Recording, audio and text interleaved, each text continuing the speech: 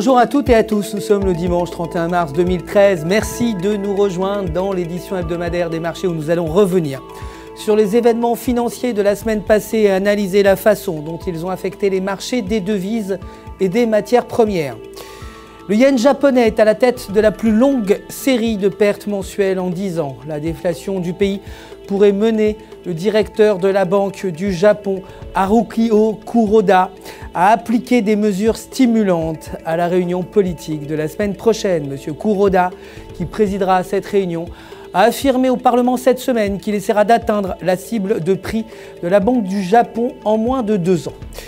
Le prix à la consommation japonais a chuté de 0,7% en février. Le dernier cours du yen japonais était à 0,46%, soit une hausse de 0,05%. L'euro a progressé jeudi après que les banques à Chypre aient ouvert pour la première fois en 2 semaines.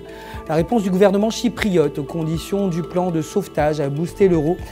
Mais la monnaie reste fragile tant que l'impasse politique continuera en Italie.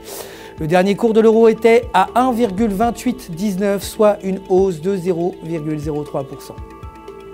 Suivant des rapports indiquant que l'Australie serait prête à signer un accord de conversion avec la Chine, Fortescue Metals Group, le 3e fournisseur de minerais de fer en Australie, a déclaré qu'il accueillerait toute politique qui encourage l'utilisation du yuan chinois dans les échanges internationaux.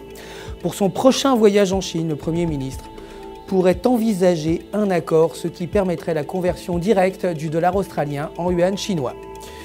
Le dernier cours du dollar australien était à 1,0408, soit une baisse de 0,01%.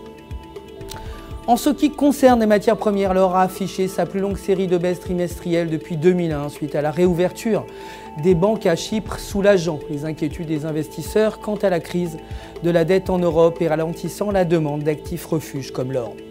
Les données positives des États-Unis ont aussi réduit l'attrait pour le métal précieux comme valeur refuge. Selon le ministère du Commerce qui a publié les résultats jeudi, l'économie américaine a progressé à un rythme plus rapide pendant le 4e trimestre par rapport à ce qui avait été prévu. Le dernier cours de l'or était à 1594,28 $ l'once, soit une baisse de 0,16%.